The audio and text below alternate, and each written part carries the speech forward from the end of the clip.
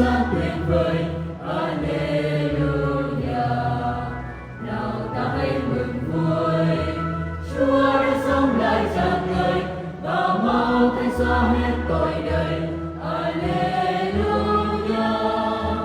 Thánh giá Chúa vượt cao dâng lễ hy sinh, cho nhân thế muôn đời sống trong ân tình.